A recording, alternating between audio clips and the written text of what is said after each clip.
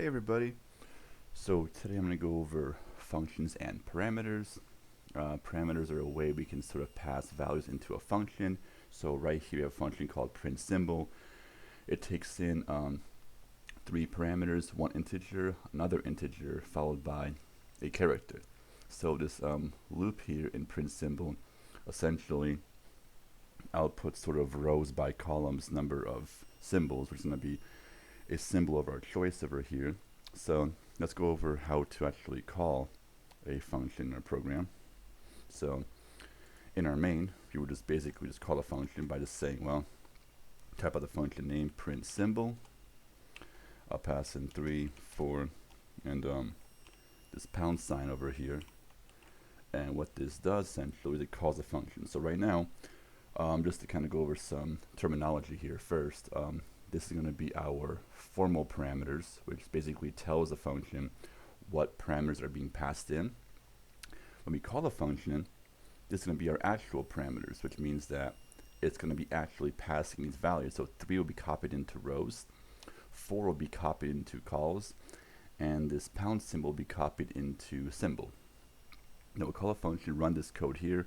If you look at the code inside this function, it simply just sort of has a nested for loop, and it outputs essentially 3 by 4 pound signs, which actually over here I tested this out before I ran this video, but let's go ahead and clear this out and run this again. So if I were to compile this and run it, it gives us the output 3 rows of 4 pound signs per row like that. So basically, just a way to call functions. That's a very simple example. So let's go ahead and test this out again and sort of call it once more with different values. So I'm going to go ahead and have the user input how many rows and columns they want to print out and what symbol they want to print out. So I'm going to create a few variables up top over here. So int r and c for rows and columns, int char s for the symbol I want to output. So I'm going to put an endl over here to sort of separate the output. And I'm going to prompt the user. So I'm going to ask them for a number of rows, columns, and what symbol they want to output. Enter rows, columns, and symbol, like that. And I will read in these values just like that. Then I'll call a function once more, and I will pass in R, C, and S. So the user in this case reads in R, C, and S. And I'm simply going to pass in the value, whatever is in R. So R is an integer of some value it contains.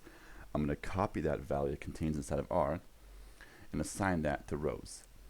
The value in C, assign that to columns, and then S, the value, whatever character stored here, is going to be assigned to symbols. So this is another version, another instance of this function call, but this time I'm going to pass in variables instead of literals like that and see how this works. So let's go ahead and test this out. So I'm going to save this and recompile my code over here. So now the user will be prompted to enter. So I'm going to type, let's say 10, 15, and maybe $sign like that. So obviously these values, 10 will be stored into R, 15 will be stored into C, and $sign stored into S. I'm going to pass those values into this function print symbol, and output essentially 10 rows of $15 signs per row like that.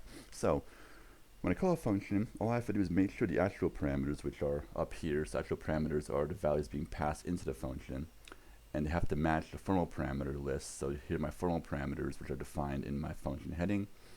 Actual parameters are used when we actually call a function. We actually pass values into the function. So in this case over here, we pass in these values in appropriately, just like that. Now, of course, we can also use constants, literals. We can use variables. We also could use expressions as well. So I could actually even say something like r minus 2 and c plus 3. I can even do that. So I can actually ignore that line right there.